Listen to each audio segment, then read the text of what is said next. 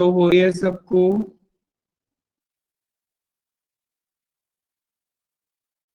ठीक है class. Okay. Yes, सो देखिएगा, पिछले क्लास के लिए first of all I am very very sorry. पिछली क्लास आपकी बहुत मतलब नहीं हो पाई थी continue, there was a network issue and उसके साथ साथ फिर क्लास डिस्कनेक्ट भी नहीं कर पाए थे एंड सेशन भी नहीं हो पाया था फ्रॉम माय साइड। फाइन, सो उसके लिए I am really very sorry. बाकी उस दिन कन्वर्सेशन आपका हो रहा था दैट वाज ऑफ एग्जाम्स के बेसिस पर कि क्या क्या एग्जाम्स में आता है और कैसे आपको प्रिपरेशन करनी है। ठीक है। गुड आफ्टरनून शीतल, वेरी गुड आफ्टरनून। ठीक है क्लास। सो आज भी मुझे कुछ न्यू स्टूडेंट्स दिख रहे हैं, जैसे कि आज भी कुछ न्यू स्टूडेंट्स ऐड हुए हैं क्या? Nandita Dharmeri, good afternoon. Preeti, good afternoon. Kajal, very good afternoon to all of you. Nandita, आप न्यू स्टूडेंट हैं? नंदिता, बाकी Bommala Supraja, if I am not pronounciating it wrong. Navidya, Navidya तो पिछली क्लास में भी थी। Good afternoon Payal, Payal sorry. Good afternoon, very good afternoon class सबको, आपको गुड आफ्टरनून। सेकंड क्लास है। यस, मेरी क्लास मिस हो गई थी कुछ दिनों से, तो मैं अटेंड नहीं कर पा रही थी कोविड की वजह से। ओके, आप अभी ठीक है Nandita? Good afternoon Renuka.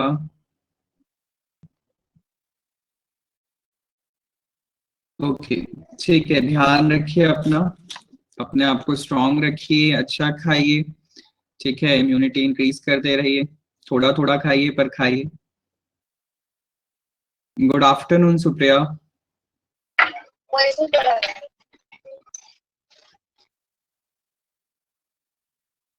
Okay यार रेणुका, रख रहा हूँ ध्यान, मेरे को ज्यादा प्रॉब्लम नहीं है।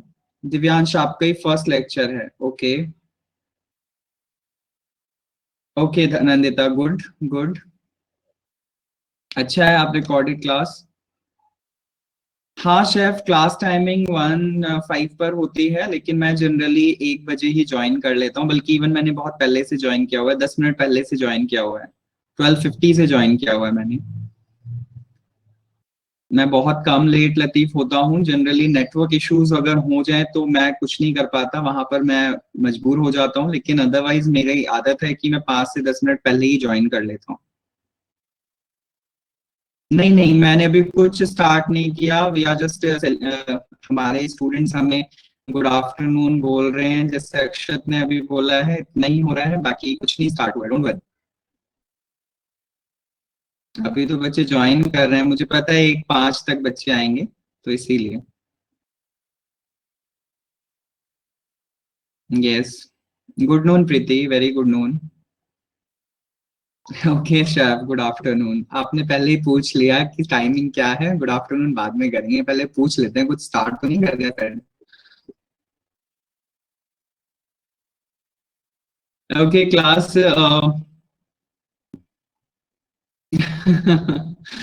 Good afternoon Shaurya, very good afternoon. Sir check के बारे में बता दीजिए ना।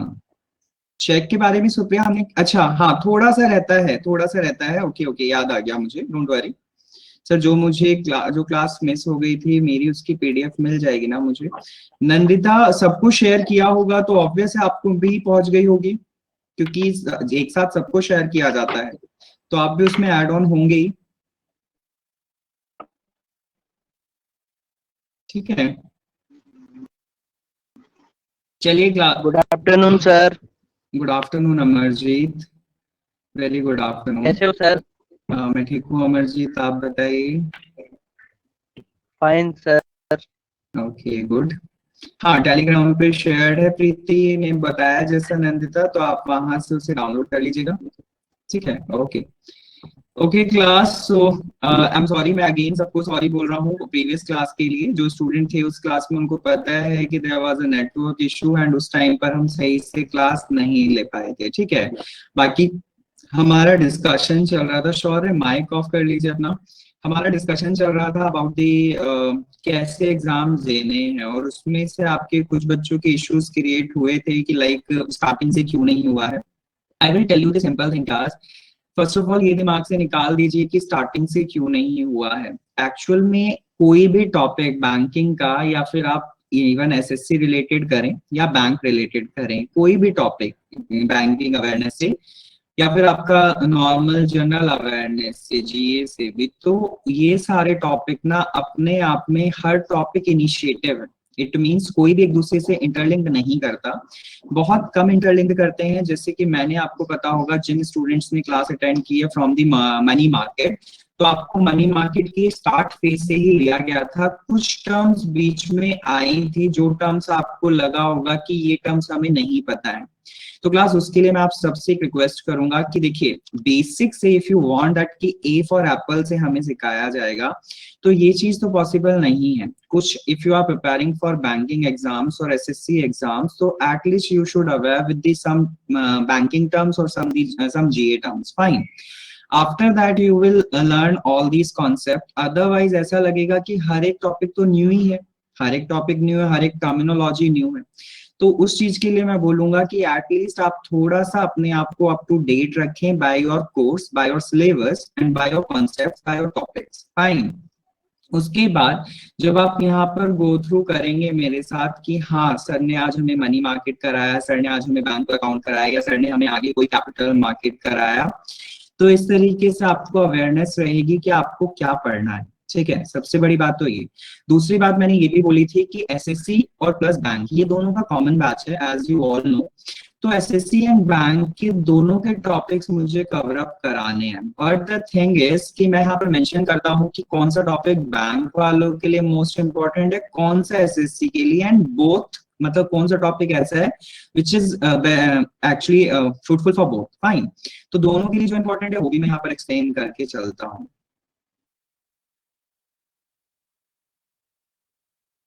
ओके, मानस खन्ना, हेलो। दिव्यांश, हाँ एग्जैक्टली मैं यही बोलना चाह रहा हूँ कि देखो, जो लेक्चर्स छूटे हैं, अगर न्यू क्लास वालों से मैं बात करूं, सिर्फ जो न्यू स्टूडेंट है, पुराने वालों ने तो अटेंड कर ही रखी है लेक्चर। नए वालों को मैं एक ऑप्शन के तौर पर दे रहा हूँ, सिर्फ ऑप्शन मान के चलिएगा कि वो प्रीवियस क्लासेस जो गई हैं, I will tell you history of banking in India, first lecture था बैंकिंग अवेयरनेस का। History of banking in India first lecture है, जो कि यूट्यूब पे अवेलेबल है। आपके पास चॉइस ये है कि आप एक बार वहां पर जाकर उस वीडियो के साथ गो थ्रू हो जाओ। आफ्टर दैट मैं यहाँ पर आपका लाइव लूंगा, फाइन, लाइव सेशन अटेंड करूंगा जिनका वो लेक्चर छूटा है, खासकर for new student, fine. Specially मैं न्यू स्टूडेंट के लिए बोल रहा हूँ, तो मैं वो अटेंड करूंगा। उस दौरान पर आप उसको कंप्लीट कर लेंगे। एंड द थिंग इज, अगर आप उसको देखकर मेरे से दोबारा से यहाँ पर सीखेंगे, तो आपको ऑब्वियस है जब वहां पर देखेंगे तो एटलीस्ट 50-60% समझ में आएगा, लेकिन जब यहाँ पर एक्चुअल में अटेंड करेंगे तो पूरा 90 to 100% ऑलमोस्ट डन होगा। तो history of banking India first lecture वहां से शुरू होता है आपका बैंकिंग अवेयरनेस का, जो कि यूट्यूब पे पड़ा है। उसके बाद आपका आरबीआई एंड इट्स फंक्शन भी सेकंड लेक्चर है, जो कि वहां पर अवेलेबल है। आफ्टर दैट वहां पर इन्फ्लेशन टॉपिक भी पड़ा हुआ है, वो थर्ड टॉपिक था। उसके बाद आपका पड़ा हुआ है मॉनेटरी पॉलिसी, मॉनेटरी पॉलिसी आपका फोर्थ टॉपिक था।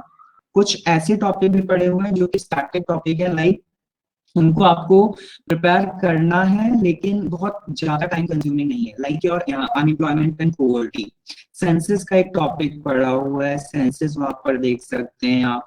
उस तरीके से टाइप्स ऑफ बैंक अकाउंट भी पड़ा हुआ है, लेकिन आज मैं आपको इस क्लास में वो अटेंड करने वाला हूँ, ठीक। सो क्लास, मेरी ये रिक्वेस्ट है कि आप सब इस बात पे मत सोचिएगा कि आपके टॉपिक छूटे हैं या नहीं होंगे। आई मेक श्योर कि वो टॉपिक होंगे, ठीक है।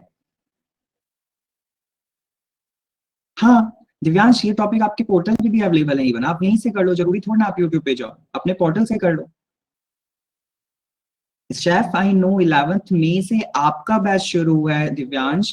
एक्चुअल शेफ ये जो बैच है ना, ये बैच रनिंग बैच है from I think 24th March, जिस बैच में आप हो, like Manas Khanna, Sheetal, Renuka, Preeti Kumari, these students are old students, batch students, like 24th March के बैच के हैं ये बच्चे, ठीक। जबकि आप आए हो 11th मई से, तो 24 से 11th मई तक मेरी मुश्किल से 5 to 6 लेक्चर्स हुए हैं जिसमें मैंने ये टॉपिक्स कंप्लीट करे हैं। तो 5 to 6 होंगे, मे बी 10 हो गए होंगे ज्यादा से ज्यादा। तो हर टॉपिक एक क्लास में तो कंप्लीट होता नहीं है, तो हर टॉपिक में मैक्सिमम 2 क्लासेस तो मैं ले ही लेता हूँ जनरली, क्योंकि कॉन्सेप्ट क्लियर करना होता है पूरा। बाकी जो उनसे क्वेश्चंस बनते हैं उसके लिए मैंने ये उस दिन भी बोला था, आप सबको भी बोल रहा हूँ कि क्वेश्चंस का हम बाद में उठाएंगे सारे मिक्सअप की किस टॉपिक से किस तरीके से क्वेश्चंस बनते हैं, ठीक है। ये चीज क्लियर हो गई आपको। दूसरी बात, मैंने एक बात ये भी बोली थी, आप के लिए प्रिपेयर कर रहे हो, पीओ के लिए प्रिपेयर कर रहे हो, ठीक है।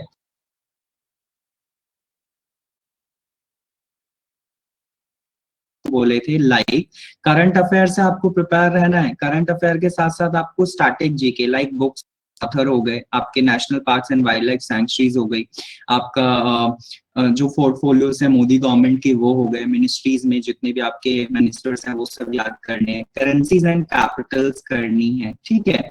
ये चीजें हैं। और आप सबको पता होगा, न्यू स्टूडेंट्स के लिए भी मैं बोल रहा हूँ कि आपने पोर्टल पे आपके प्लूटस एकेडमी की साइट पर जाकर आपका करंट अफेयर रोज डाला जाता है, ठीक है। उस करंट अफेयर को जब आप रोज रीड आउट करोगे ना, तो लास्ट में आपका सैटरडे पर क्विज रख दिया जाता है, ठीक। कि आपका करंट आपको मिल गया पूरे वीक का, आप उसे पढ़ो और वो क्विज देख लो कि आपके क्वेश्चंस कैसे बन सकते हैं करंट अफेयर से, ठीक।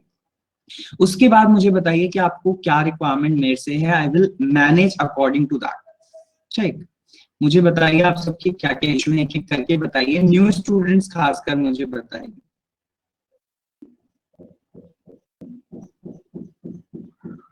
हाँ प्रियंका, एक्चुअल में प्रियंका मैं बता वही टॉपिक रहा हूँ जो एग्जाम पॉइंट ऑफ व्यू से मेन है, पूरे कंप्लीट तो पहले मैं वही कराऊंगा, उसके बाद मैं उन टॉपिक्स पे चलूंगा जो कि कम आने के चांसेस और क्वेश्चंस कम बनते हैं, लेकिन मैं पहले कराता वही हूँ हर क्लास में जो कि ज्यादा क्वेश्चंस लेकर आते हैं और हर बार उनसे एक क्वेश्चन रख दिया जाता है।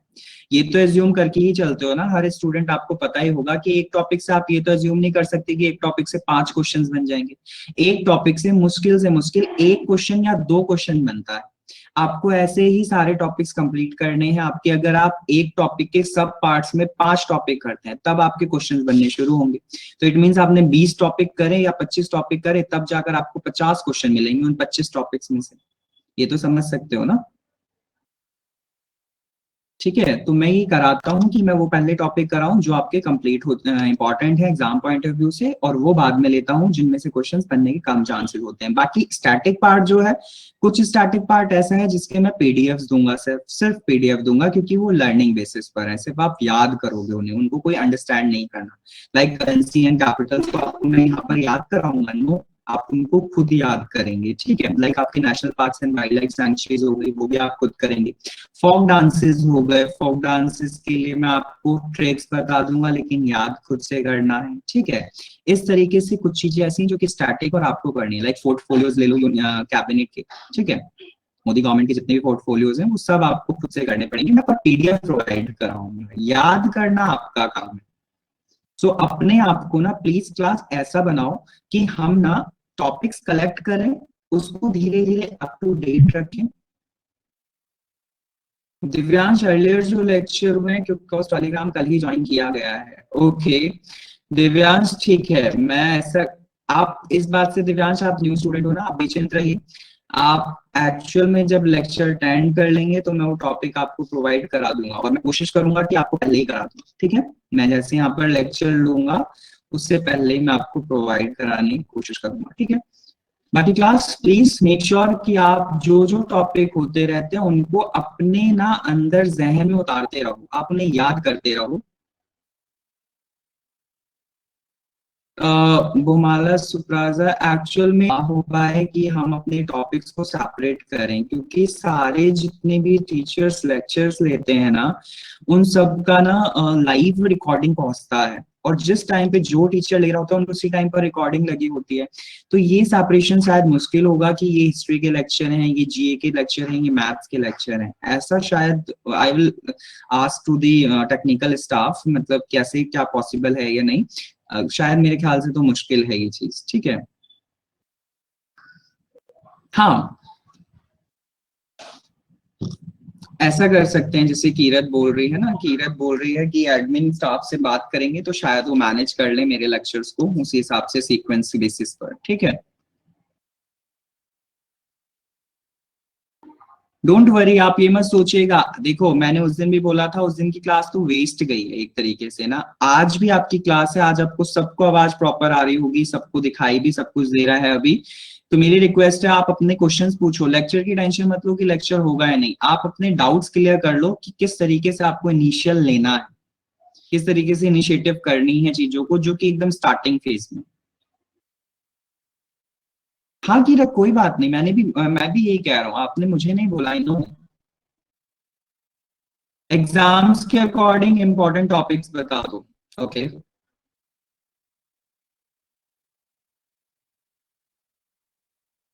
हाँ कीरत, ये भी है। और बताइए, चलो टॉपिक्स लिखवाने हैं, मैं टॉपिक्स लिखवा दूंगा, और बताइए।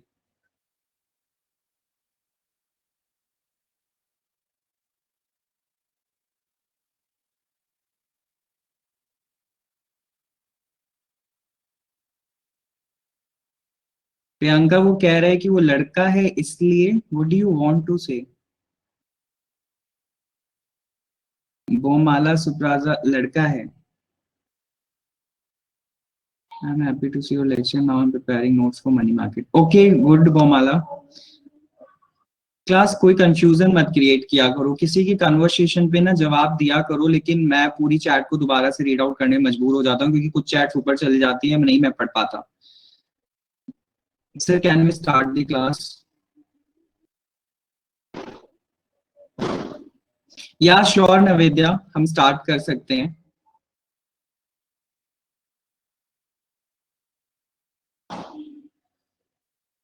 ओके नीतीश, अगर आप सीए डेली पढ़ रहे हैं तो एक्चुअल में अगर कोई न्यूज मिस हो जाती है, पहली बात तो जो वहां पर करंट अपडेट किया जाता है ना, वो आपका all relevant to you, fine, all things are relevant to you, जो उस पीडीएफ में होती हैं करंट अफेयर्स की।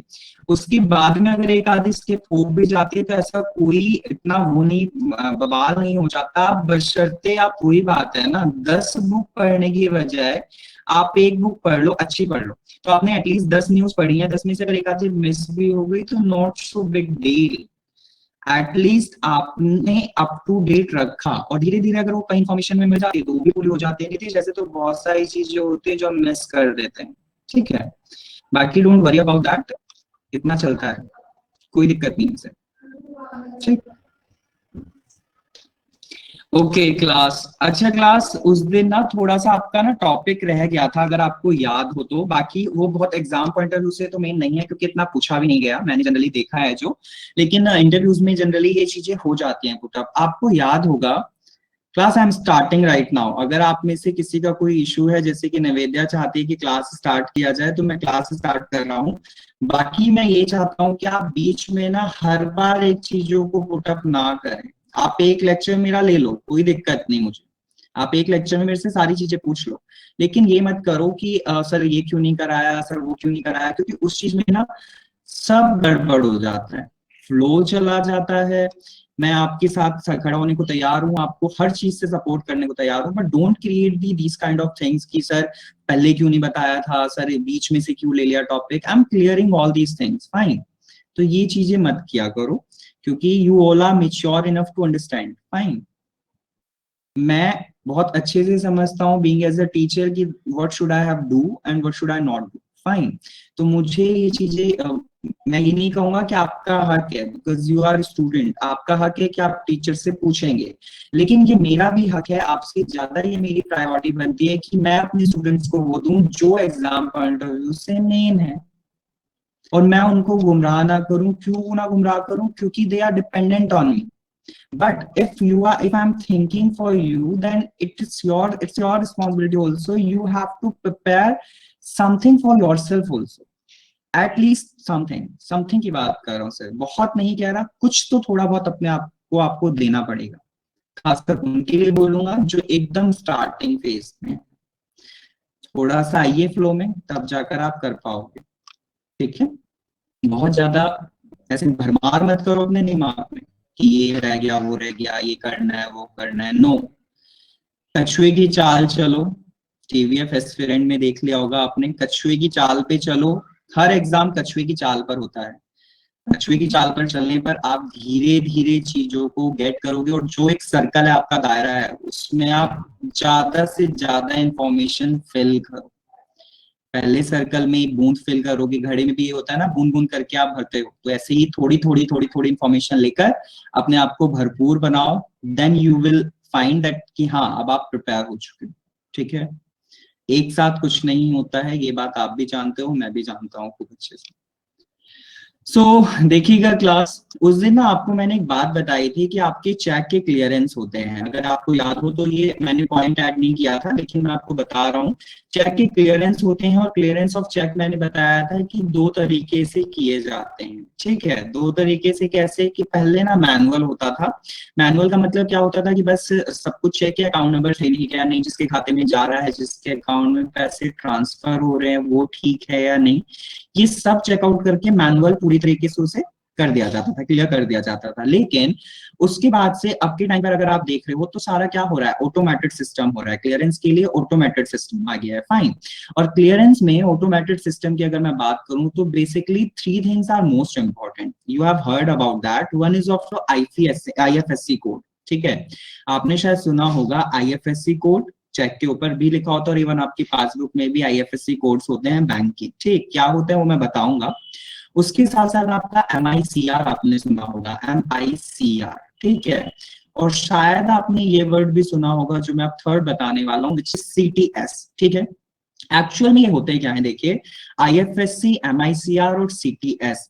आईएफएससी की बात करें ना, तो आईएफएससी की फुल फॉर्म जो होती है that is Indian financial system code, fine. IFSC is Indian Financial System Code, और IFSC code is the 11 digit code. ठीक है, IFSC 11 डिजिट कोड होता है, जो कोड एक्चुअल में ना हमारी बैंक के बारे में बताता है, साथ के साथ हमारी इंफॉर्मेशन देता है बैंक के कोड के बारे में। फॉर एग्जांपल, अगर मैं बात करूं इसके कोड की, तो 11 डिजिट कोड होता है जिसमें से हमारी शुरू की 4 डिजिट जो होती है ना, वो बैंक के बारे में बताती है। लाइक आपने SBI देखा होगा, तो लिखा होता है 4 लेटर शुरू के जो होते हैं वो लेटर्स होते हैं, लाइक SBI एन करके, इस तरीके से होता है। ठीक है, उसके बाद अगर हम बोलें तो आपका एक जीरो मैंडेटरी होता है, 4 लेटर्स के बाद जीरो मैंडेटरी करते हैं, जीरो लगाया ही जाता है। और उसके बाद आपका स्टार्ट किया जाता है, उसके बाद आपका स्टार्ट किया जाता है बैंक का कोड जो भी है, जैसे एसबीआई का अगर किसी ब्रांच का कोड 06816 है, इस तरीके से आपका आगे कंटिन्यू होता है। तो टोटल आपके कितने होते हैं इसमें, 11 नंबर्स होते हैं आईएफएससी कोड में, फाइन।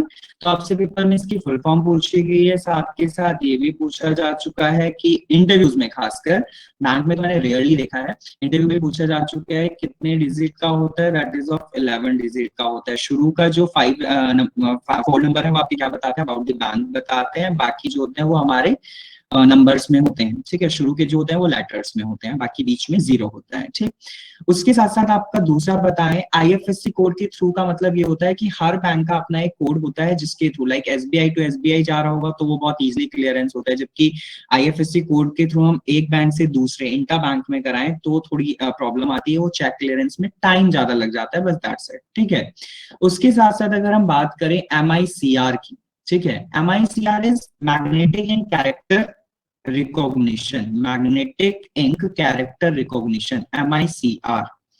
एमआईसीआर की फुल फॉर्म होती है magnetic ink character recognition. MICR जो है ना, ये एक्चुअल में आपने शायद नीचे की तरफ देखा होगा, आपका बैंक चेक के बिल्कुल नीचे की तरफ, वहां पर, हाँ जी, सर ये ये समझिए, आईएफएससी कोड जो होता है स्टेट वाइज डिफरेंट डिफरेंट होते हैं हर एक बैंक के।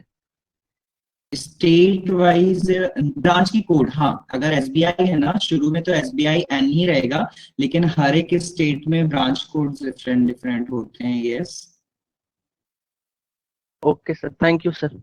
ओके उसके साथ magnetic ink, that is magnetic ink character recognition, your MICR। MICR जो है ना ये 9 डिजिट का होता है, आपने नीचे की तरफ बैंक चेक में देखा होगा। एक्चुअल में ये जिस इंक से लिखा जाता है ना, that is of iron oxide. Fine, iron oxide से लिखा जाता है, और इसके लिए एक्चुअल में नंबर ट्रेस हो जाते हैं जब मशीन में डाला जाता है ना चेक, तो नंबर ट्रेस हो जाते हैं, और चेक इससे एक्चुअल में फ्रॉडुलेंस पता चलती है चेक की, कि चेक फ्रॉड तो नहीं है, ठीक है। और ये एक्चुअल में ये इसीलिए बनाया गया था, MICR कोड ऐड करना शुरू किया गया था 1986 के अराउंड। एक एक्ट बना था फ्रॉडुलेंस एक्ट 1986 में, उसके प्रिवेंशन के लिए आपका बनाए गए थे MICR कोड, ठीक है। MICR कोड में अगर बात करें तो 9 डिजिट में 3 डिजिट जो शुरू की होती हैं, स्टार्टिंग के 3 डिजिट, वो आपका सिटी कोड बताती है। जिस सिटी में वो बैंक है उसका सिटी कोड आपका 3 डिजिट शुरू की रिप्रेजेंट करती है। उससे आगे की 3 डिजिट जो होती हैं वो बैंक कोड रिप्रेजेंट करती हैं, जबकि आगे सबसे लास्ट में एंड की जो 3 डिजिट्स होती हैं वो आपका ब्रांच कोड एक्सप्लेन करती हैं, ठीक है क्लास। तो MICR जो होता है वो आपका एक तरीके से फ्रॉडुलेंस से बचने के लिए आपका कोड होता है, जो कि हर चेक पर लास्ट में 9 डिजिट में होता है, ठीक है क्लास। शुरू की 3 डिजिट सिटी कोड बताती हैं, बीच की 3 डिजिट जो होती हैं वो बैंक का कोड एक्सप्लेन करती हैं, लास्ट की जो डिजिट्स होती हैं वो ब्रांच कोड्स बनाती हैं। यार Renuka, it's of 9 digit, MICR is of 9 digit, ठीक है क्लास।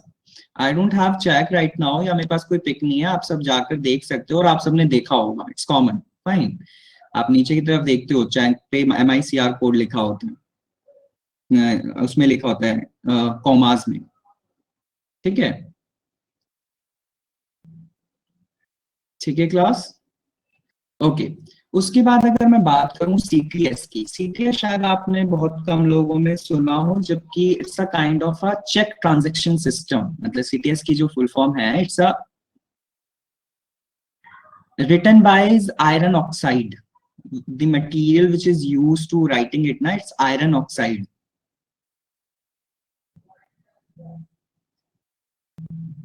ठीक है। यस किया था, Fe2O3 आयरन ऑक्साइड।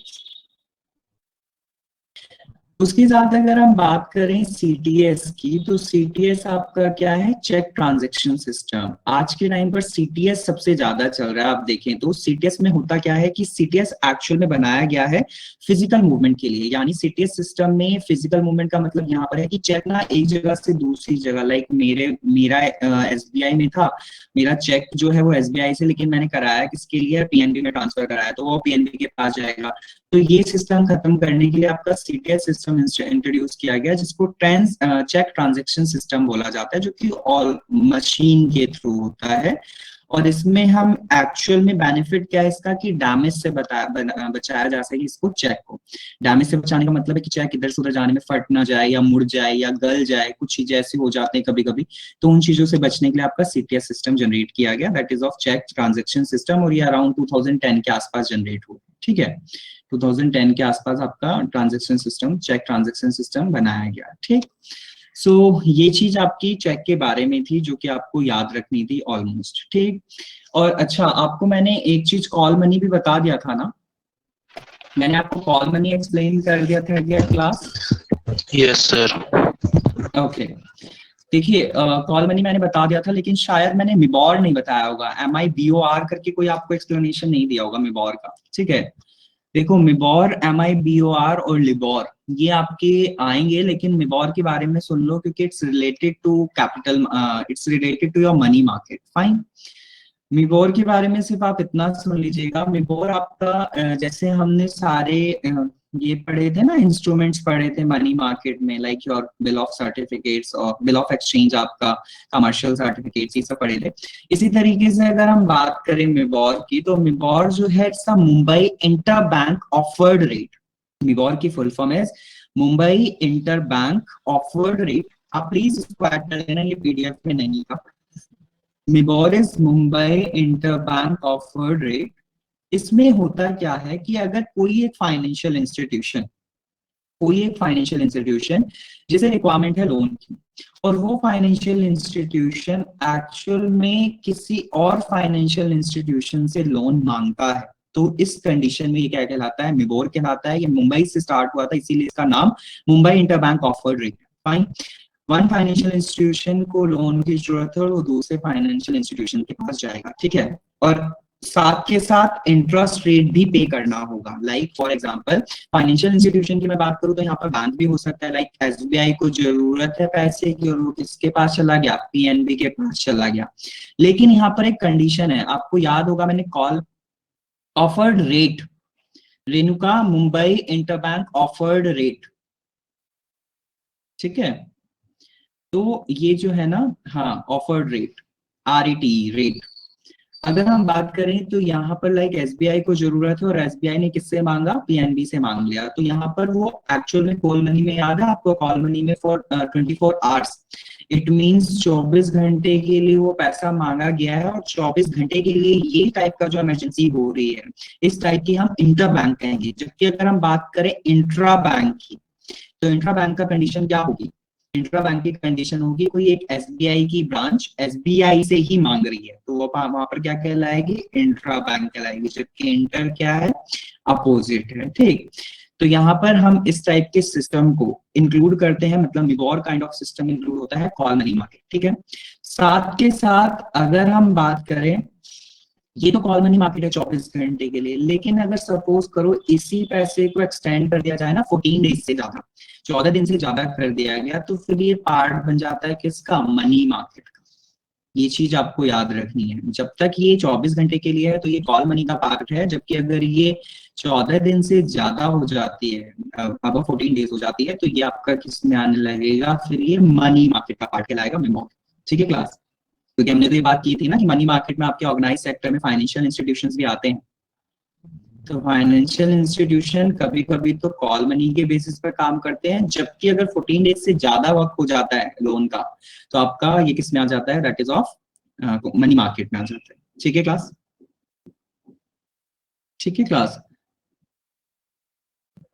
पीडीएफ की पेज चेंज कर रहे हो? हाँ जी अमर जी पूछिए। No I am not changing the bank account PDF, क्या आप कह रहे हो वो? नहीं, मैं बिल्कुल चेंज नहीं कर रहा हूँ। आपको चेंज होता हुआ दिखाई दे रहा है क्या?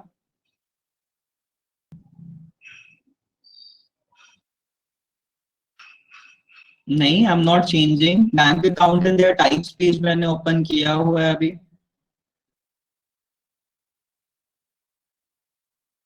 ओके, नो नो नो, मैं कुछ नहीं चेंज कर रहा हूँ, डोंट वरी,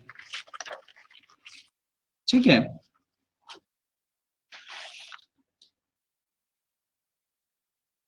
अब चेंज किया है मैंने, सेकंड पेज लाया हूँ, डिमांड डिपॉजिट,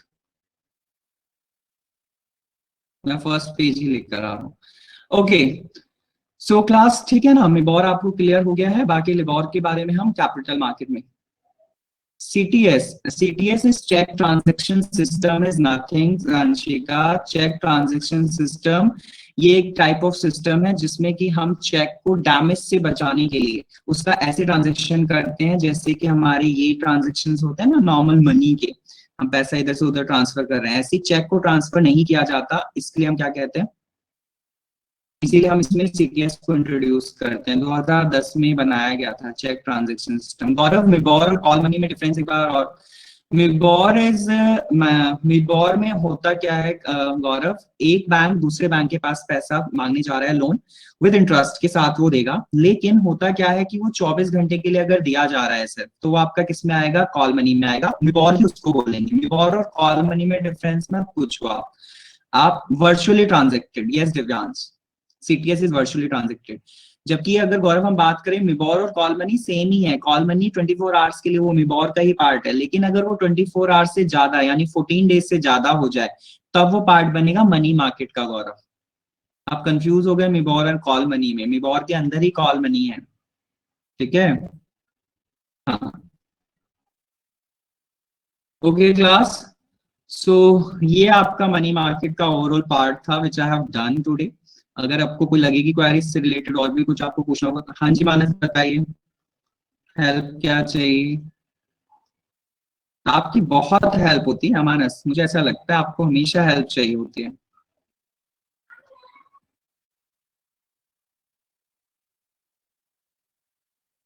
सीटीसी के एग्जाम्पल बताइए। आई एम नॉट गेटिंग, सीटीसी के एग्जाम्पल कैसे बताऊं मैं? मतलब सीटीएस खुद में एक ही चीज है, देयर इज नो एग्जांपल। ठीक है शायद, सीटीएस एग्जांपल नहीं है, सीटीएस एक टेक्निक है, सिस्टम है। सीटीएस की टाइप्स नहीं है अलग अलग। ओके सो मानस, देखिए मुझे अभी ऐसे भी एक वो बोला गया है ऊपर नवेद्या ने कि सर आप पढ़ाइए, स्टार्ट करिए क्लास, तो मुझे आज पढ़ाने दीजिए, हम फिर किसी और दिन सेशन रख लेंगे। मानस, जीएस में अच्छा स्कोर कैसे करेंगे? मानस आप पढ़ कम रहे हो, फिर करंट आपका स्ट्रांग नहीं रहता, यानी अगर आप 15 से ऊपर नहीं स्कोर कर पा रहे हो ना, तो आपका करंट स्ट्रांग नहीं है। और मुझे तो ये चेकआउट करना पड़ेगा ना कि आप कितना सब चीजें प्रिपेयर कर रहे हो, और history, geography, polity, science.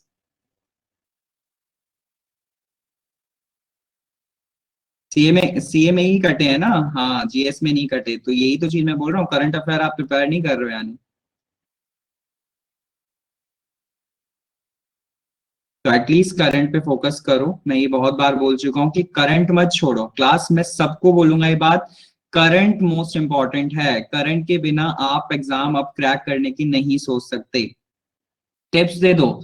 Tips देने की बात यह है मानस, आपको पीडीएफ जब से मिलना शुरू हुआ है ना, तो पीडीएफ की इस बदबूते पे काम मत किया करो। जितना भी पीडीएफ मिलता है ना, और उसकी जो हेडलाइन है, सिर्फ हेडलाइन, पूरा पैराग्राफ नहीं, सिर्फ हेडलाइन, वो पढ़ने के बाद अपने आप से ना रिकॉल करके नोट डाउन किया करो रजिस्टर में। समझ रहे हो? आपने पढ़ लिया पूरा पीडीएफ, उसके की पॉइंट्स, जो फर्स्ट पॉइंट है, हेडिंग है, उसको पढ़ने के बाद आप टोटल दिन की 15-16 चीजें आई हैं, ये वाली अगर कर रहे हो तो आप उस तरीके से उसको याद करते चलोगे। ठीक है, तो बस फिर बाकी आप जितने भी आपके सेशंस होते हैं और जितने भी आपको ये क्विजेज अटेंड करने का मौका मिलता है, आपको इस सीरीज हमारी भी जो भी आपको क्वेश्चंस भेजे जाते हैं वो सब अटेंड किया करो। ठीक है, ख्याति मैम भेजती होंगी। स्टेट एग्जाम में भी एसएससी का सिलेबस है sir. State PC, state exam में किसकी बात करो शेफ? State PCS? नो, क्वेश्चंस इतने सारे हो जाते हैं रेणुका, मैं क्या करूं? मतलब बच्चों की बहुत सारी क्वेरीज है ना, मुझे टॉपिक कराना ही अच्छा लगता है। मैं सोचता हूँ टॉपिक कराऊं फटाफट आपको, जिससे कि आपको ज्यादा से ज्यादा इन्फॉर्मेशन कलेक्ट होती चली जाए। Any government course like secret और शायद सबका सेम है, बस एक बार आप ना मतलब जीएस पार्ट तो ओवरऑल सबका सेम रहता है, बस थोड़ा डीप और थोड़ा कम इस तरीके से है, अदरवाइज सबका सेम। ठीक है, सबका सेम। इंटरेस्ट आया था, आई नो। ठीक है शेफ, ओके क्लास, तो चलिएगा अब हम बात करते हैं आपके bank accounts and there types की। ठीक है, bank accounts and there types मैंने क्यों स्टार्ट किया है, क्योंकि मुझे लगा कि bank accounts and there types जब आप पढ़ लोगे तो एटलीस्ट आपको कैपिटल मार्केट पढ़ने में थोड़ी और आसानी होगी, और बाकी चीजों को भी समझने में आसानी होगी जो हम आगे टॉपिक्स करेंगे। ठीक है, सो प्लीज इसको यहाँ पर कंटिन्यू करते हैं। Bank accounts and there types में अगर हम बात करें तो यू नो दैट कि हर कोई बैंक अकाउंट क्यों ओपन कराता है। बैंक अकाउंट ओपन कराने का मेन पर्पस सबका यही होता है कि वो अपने पैसे को क्या कर सकें, सेफली कहीं पर सेव कर सकें, सेफ रख सकें, साथ के साथ उनको कन्वीनियंट रहे पैसा निकालने में, पैसा जमा करने में, साथ के साथ जब जब उनके पास ये पैसा होगा तो वो उस तरीके से उस पर क्या कर सकते हैं, लोन फैसिलिटीज भी अवेल कर सकते हैं। ठीक है, बैंकिंग अकाउंट्स का सिस्टम यही जनरली कहता है कि ये आपको सर्व करता है बहुत तरीके से सेफ्टी, बहुत तरीके से कन्वीनियंस, और साथ के साथ सेविंग्स टू बिजनेस भी। फाइन, अगर हम बात करें तो बैंक अकाउंट आज के टाइम पर हर किसी के पास है, देयर इज नो वन जिसके पास बैंक अकाउंट ना हो, बस उनको छोड़कर जो कि आपके रूरल एरिया से थोड़ा बिलोंग करते हैं, क्योंकि रूरल एरियाज वाले लोगों के पास इतनी ज्यादा सुविधा भी नहीं है, या फिर मैं ये कहूँ कि अर्निंग इतनी नहीं है कि वो बैंक तक जा पाए, क्योंकि सेविंग्स इतनी नहीं कर पाते अगर अर्निंग नहीं होती, तो उनका बैंक अकाउंट खुलवाने का कोई मतलब नहीं बनता। ठीक है, एक घर में अगर एक अकाउंट है तो that will be enough.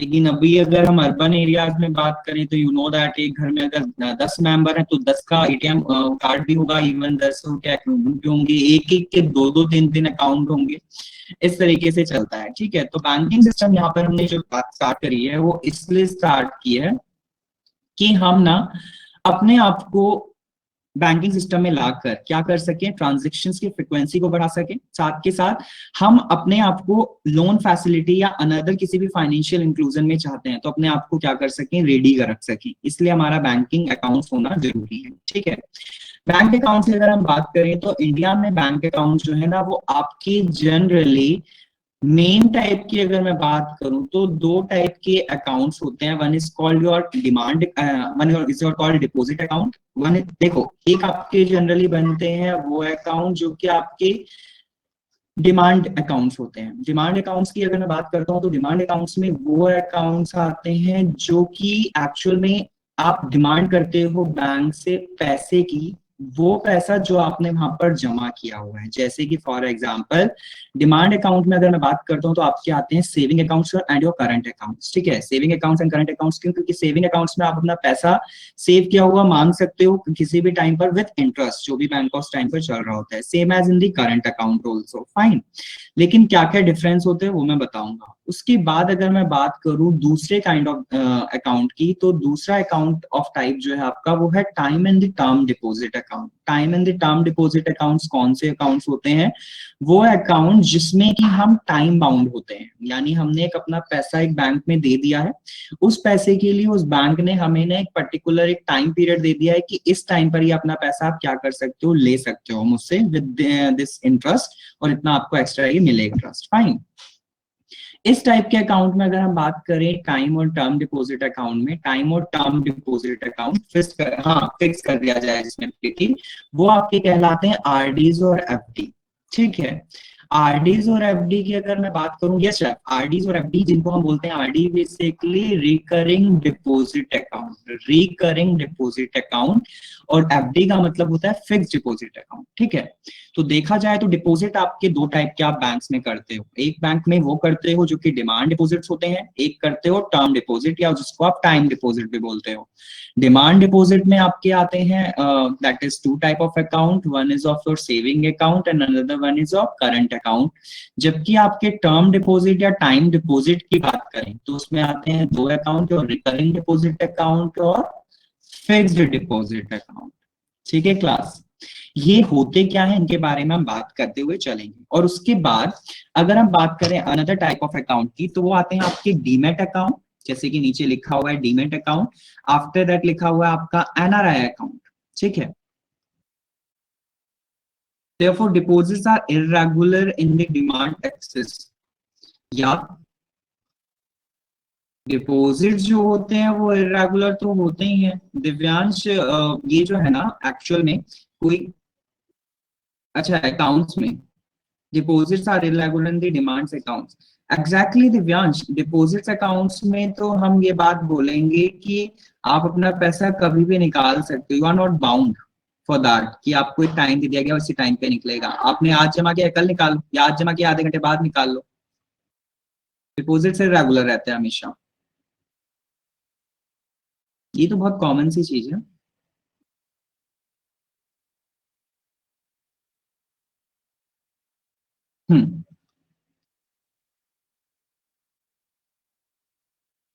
Deposits in the demand accounts are kept for use, not exactly Naivedya.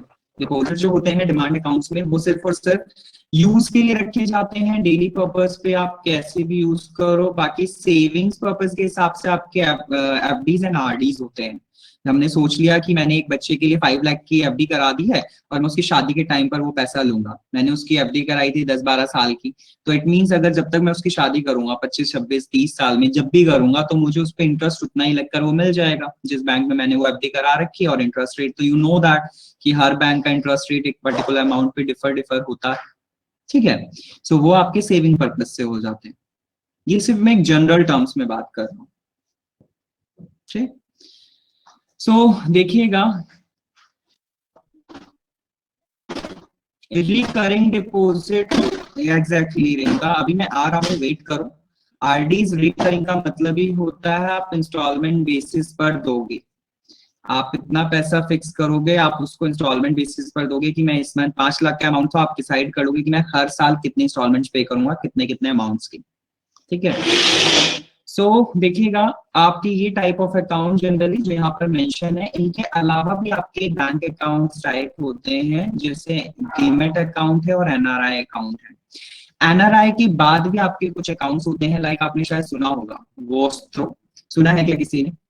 Vostro सुना है? Vostro, astro account, nostro account, loro account, these type of account नहीं। यस, तो ये अकाउंट्स भी होते हैं, ये एक्चुअल में फॉरेन अकाउंट्स हैं, और ये अकाउंट्स क्या करते हैं, फॉरेन बैंक अकाउंट्स, इनका भी मैं यूज बताऊंगा, तो इनको भी मैंने ऐड ऑन किया हुआ है, डोंट वरी, ठीक है। ओके, सो चलिए एक एक करके हम पढ़ते हैं थोड़ा थोड़ा सा इनके बारे में, बहुत सिंपल सिंपल सी चीजें।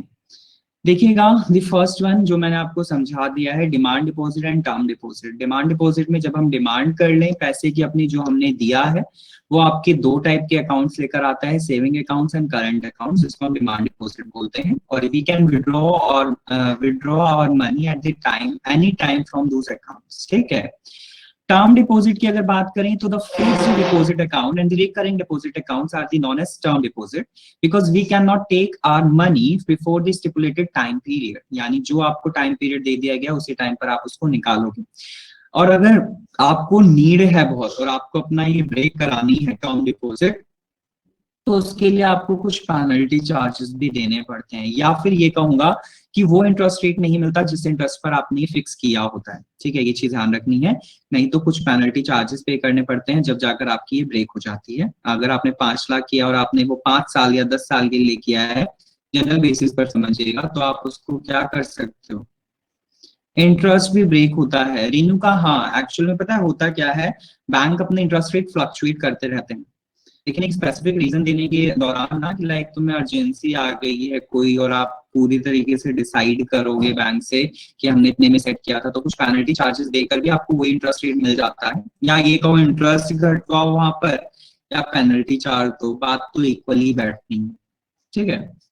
बहुत माइनर सा ही डिफरेंस रहता है, बहुत ज्यादा नहीं रहता, ठीक। तो देखिएगा, टाइप ऑफ बैंक अकाउंट में, वो first type of account that is your saving account, ठीक है। सेविंग अकाउंट की अगर हम बात करें तो सबसे कॉमन जो है सेविंग अकाउंट ही आपके इंडिया में, जिसकी जो हर एक इंसान आपका खुलवा कर रखता है, सेविंग अकाउंट, ठीक है। सेविंग अकाउंट में अगर हम बात करें तो एक सिंगल इंडिविजुअल बेसिस पर भी आपका सेविंग अकाउंट ओपन हो सकता है, साथ के साथ अगर हम बात करें इसमें आप ज्वाइंट पर्सन भी कर सकते हो। ज्वाइंट पर्सन की बात मतलब आप अपने साथ कोई एक ज्वाइंट पर्सन कर लेते हो, लाइक आपने खुलवाया और आपकी वाइफ या आपके घर में किसी ने खुलवा दिया, मम्मा का खुल गया आपके साथ, इस तरीके से हो जाता है, ठीक है। तो वो ज्वाइंट अकाउंट भी यहाँ पर बनता है। साथ ही साथ सेविंग अकाउंट्स में हमेशा जो बैंक इंटरेस्ट रेट होता है ना, वो आपका बिटवीन लाई करता है कितना, 4 to 6%। ज्यादातर ये आपका रहता है जनरल वे में 4 to 6% रहता है सेविंग अकाउंट पर रेट ऑफ इंटरेस्ट, ठीक है। साथ के साथ यू नो दैट कि इस टाइप ऑफ अकाउंट में आपको हर चीज प्रोवाइड की जाती है, like your passbook, your ATM card, your cheque books, basically जो आपको इंडिविजुअल नीड्स होती हैं। इसमें आप सारी चीजें कर सकते हो, इवन इंटरनेट बैंकिंग भी आपकी होती है, ठीक। There is no limit of the money deposit, money deposit करने की इसमें कोई लिमिट नहीं है, but there are may be limits in the withdrawal from the saving bank account.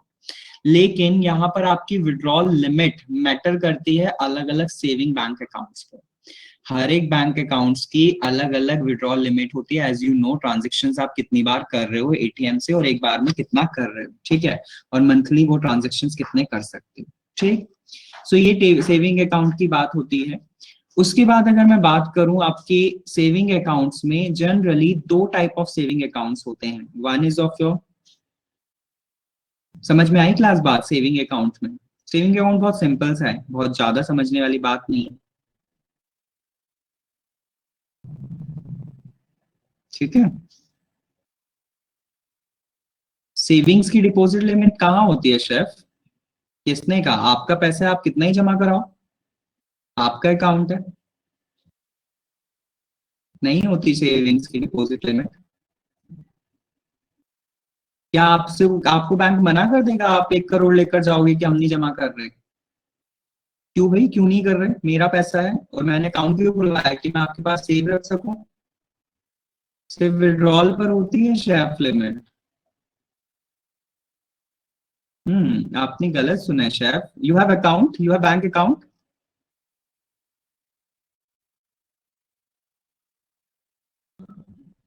आपके पास बैंक अकाउंट है ना शेफ?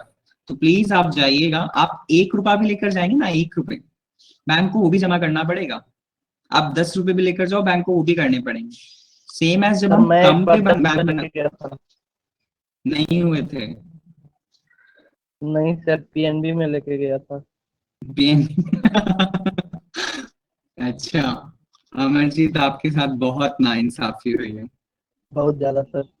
एक्चुअल में अमरजीत पता है 10 रुपए क्यों नहीं होते हैं? क्योंकि ना हमारे एक्चुअल में बैंक ना मल्टीपल्स लेते हैं जनरली। मल्टीपल्स लेने का मतलब है आप 100 रुपए कम से कम करो, 10 × 10 करो तो आप करवा पाओगे। ओके और अब सर। तो डिपॉजिट मशीन्स हैं, ठीक है, तो मल्टीपल्स में लेकर जाना आगे से, अगर आपको इंसल्ट ना करानी हो तो। ठीक थैंक है। You sir. ऐसे चलो अमरजीत। अच्छा, सुप्रीम कोर्ट जाएंगे भाई, वाह। मतलब 10 रुपए जमा नहीं हुए तो तुम सुप्रीम कोर्ट में जाओगे? इसने साथ उस दिया सर मेरा। वाह, मतलब मैंने तुम्हें वो किया, नेग्लेक्ट किया, मैंने तुम्हें नो बात सर, को आपने भी अनसुना साथ कर दिया। दिया। तीसरा कौन था? तीसरा कौन था? अरे अमरजीत, मतलब आपका कोई मेरे से आपसी बैर है क्या? नहीं सर, तीसरा कौन है? मैं पूछ रहा हूँ, तीसरा कौन है मेरा साथ देने वाला? तीसरा नहीं, ऐसा कोई दिख नहीं रहा मुझे। बोला ना सर, हाई कोर्ट जाएंगे। ये बोला ना, गौरव पांडे बोला कि सर ऐसे ही चले जाओ अमरजीत।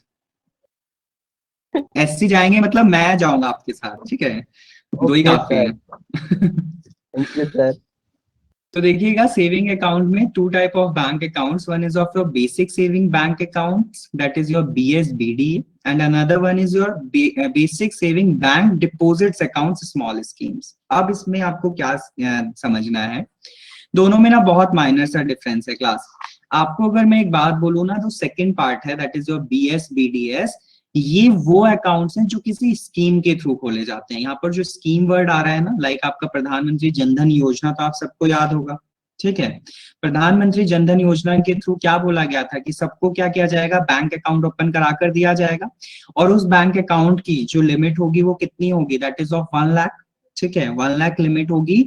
और साथ के साथ उसमें भी ये बात बोली गई थी कि अकाउंट बैलेंस जो लिमिट है वो 50,000 हमेशा रहनी चाहिए। समझ रहे हो? आपको 1 लाख रुपीज दे दिए गए हैं, उसमें से आप पूरा 1 लाख नहीं निकाल सकते, आपका 50,000 उसमें ऑलवेज रहना चाहिए। साथ के साथ विड्रॉल और ट्रांसफर की जो लिमिट है वो कितनी सेट की गई थी, 10,000 सेट की गई थी।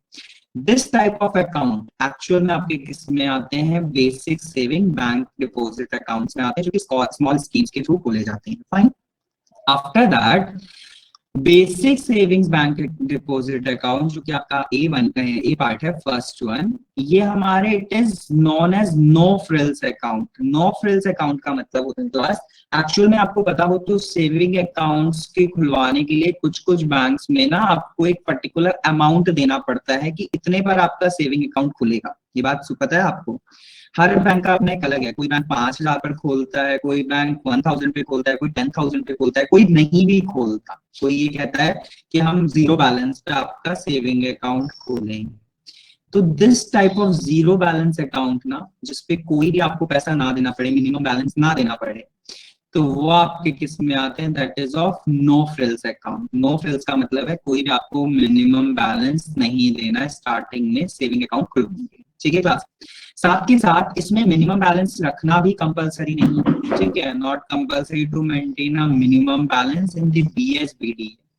आपने जीरो बैलेंस पे खुलवाया है तो कभी कभी आपने देखा है बैंक्स में ये बात रखी जाती है कि आप अपना टोटल अमाउंट नहीं निकाल सकते, like you have 5 lakh rupees, तो आप 5 का 5 पूरा नहीं निकाल सकते, आपको कुछ अमाउंट उसमें छोड़ना पड़ेगा। If you want your bank should be run fine, अगर वो रन करते रहना चाहिए, बंद ना हो, तो आपका अमाउंट छोड़ना पड़ता है। लेकिन इस बैंक ऑफ अकाउंट में आपको ऐसा कोई कंपल्शन नहीं होता कि आप मिनिमम बैलेंस मेंटेन करें, ठीक है।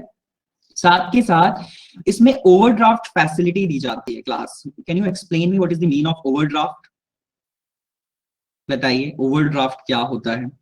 क्या सुना है आपने word overdraft facility? Negative balance, short term credit, negative balance credit card. हाँ जी अमनदीप। सर बीएस बीडीएस में कौन से बैंक आएंगे, कुछ एग्जांपल दे दो। हाँ सेकंड वाले में पूछ रहे हैं ना आप Amandeep. Yes yes sir. BSBDS में ना अमनदीप, आपने जनधन योजना का नाम सुना है? जनधन योजना चली थी अभी बीच में 2015 Yes. के आसपास, हाँ नरेंद्र मोदी जी के थ्रू। उसके थ्रू जिसके बैंक अकाउंट्स खुले हैं ना, या फिर आपने शायद इस बैंक अकाउंट में एक और चीज का मैं बता दूं, लेकिन वो ना एक्चुअल में इसमें लाई नहीं करते, लेकिन स्कीम के थ्रू खोले गए थे वो आपके सुकन्या, आपने सुना था सुकन्या स्कीम आई थी एक, सुकन्या सर स्कीम सुना है में सर। गर्ल्स के लिए एक Girls अमाउंट के सेट लिए। किया था। हाँ वो वाली सर। स्कीम। उस तरीके से जितने भी आपके अकाउंट है ना, ये सारे किसमें आते हैं? बीएसबीडीएस में आते हैं। Okay sir. ठीक, yes thank you sir. Okay okay.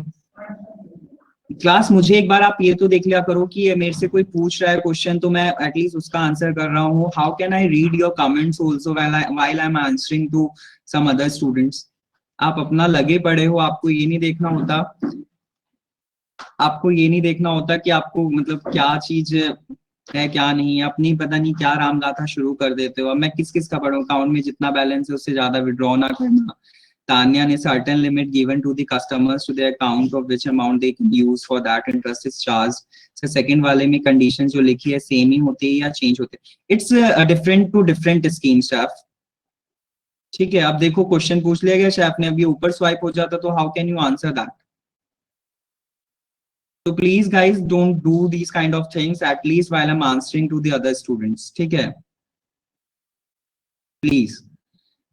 तो देखिएगा ओवरड्राफ्ट की बात चल रही थी। ओवरड्राफ्ट का मतलब क्या होता है? ओवरड्राफ्ट एक्चुअल में वो फैसिलिटी होती है when you don't have the enough amount in your bank, but आपको ना जरूरत पड़ गई है। सपोज आपके पास ना बैंक में कुछ नहीं, आपको जरूरत पड़ी 10,000 रुपए की। अब आप ना बैंक के पास गए और बैंक से कहा कि मुझे ना 10,000 रुपीज की जरूरत है। बैंक ने पता है क्या कहा कि मैं आपको 10,000 दे दूंगा, लेकिन एक्चुअल में वो क्या करेगा? आपके पिछले ट्रांजेक्शन्स देखेगा, जो भी आपने ट्रांजेक्शन बैंक में किए होंगे, और उन ट्रांजेक्शन्स को देखने के बाद वो ये बात बोलेगा कि आप मुझे ये 10,000 रुपए कितने टाइम में पूरा कर दोगे? क्योंकि अगर आप पिछले लिमिट्स आपके सपोज करो आपके अकाउंट में जाते ही हर महीने के 1,000 रुपए होंगे, तो बैंक आपको प्रोवाइड नहीं करेगा ओवरड्राफ्ट की फैसिलिटी। ओवरड्राफ्ट की फैसिलिटी तभी मिलती है when you have the transactions more than that limit which are actually given by the banks to you. ठीक है, जो बैंक आपको पैसा दे रहा है उससे ज्यादा के ट्रांजैक्शंस उसको दिखने चाहिए। Credit score you can say, like when you are applying for the insurance or the some kind of finance, so you have a CIBIL score. You know that? You have heard about that word CIBIL score? सुना है ना? हाँ, तो उसी type का आपका यहाँ पर ये चीज मैटर करती है ओवरड्राफ्ट फैसिलिटी के लिए, अदरवाइज वो आपको नहीं प्रोवाइड करेंगे। क्रेड ऐप भी है, यस यस, ठीक है। सो देखिएगा यहाँ पर एटीएम कार्ड भी दिया जाता है इस अकाउंट में बीएसबीडीए में, साथ के साथ आपका रुपए कार्ड ऑल्सो भी गिवन, साथ के साथ limited number of transactions is available, there is no boundation of the transaction, you can do unlimited, fine. Overdraft पे इंटरेस्ट, यस मानस, ओवरड्राफ्ट पे इंटरेस्ट लगता है, ऑब्वियस है मानस, ये तो कॉमन चीज हुई ना। आपको बैंक पैसा दे रहा है तो व्हाई ही विल थिंक कि आप इंटरेस्ट ना पे करो, या आपको क्यों देगा वो विदाउट इंटरेस्ट? ठीक है, ओवरड्राफ्ट में इंटरेस्ट लगता है। ए लिमिटेड और अनलिमिटेड। अनलिमिटेड नंबर का मतलब यहाँ पर अनलिमिटेड से ही है एक्चुअल में Gaurav, otherwise it will be chargeable for the extra transaction. देखो यहाँ पर अनलिमिटेड मैं क्यों बोल रहा हूँ, क्योंकि ना अनलिमिटेड का मतलब यहाँ पर ये है कि आप ना क्लास ट्रांजेक्शन्स के दौरान पर होता क्या है कि लाइक महीने में फिक्स है 5 से 6, लेकिन आप एक्स्ट्रा क्यों कर लेते हो? क्योंकि आपके इस अकाउंट में ना आपने डिपॉजिट जो है वो मतलब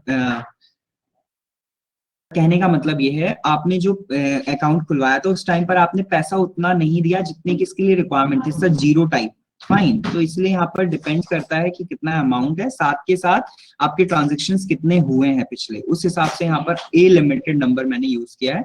अदरवाइज चार्जेबल होता है यहाँ पर, ठीक है, चार्जेबल होता है जब एक लिमिट से ऊपर एक्स्ट्रा आपके हो जाए, लिमिट से ऊपर हो जाए, ठीक है।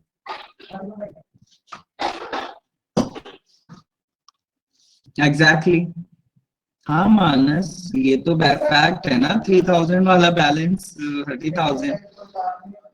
ओ god, it's common Manas, all know very well, सब जानते हैं बात। 3,000 जिसके पास होंगे वो 30,000 कैसे निकाल सकेगा?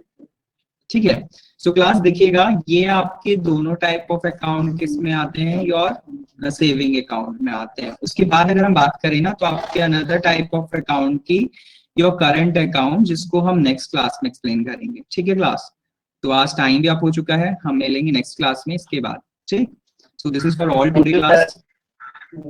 Thank you so much. ठीक है, थैंक यू सो मजा आया मच, सर। मजा आया बहुत। Okay, thank you so much class. बाकी मैं इसका पीडीएफ शेयर कर देता हूँ जिससे आप पढ़ सकें इसे, और फिर मैं एक्सप्लेन आपको क्लास में कर दूंगा। ठीक है class, thank you so much, thank you, bye sir. Good bye, take care.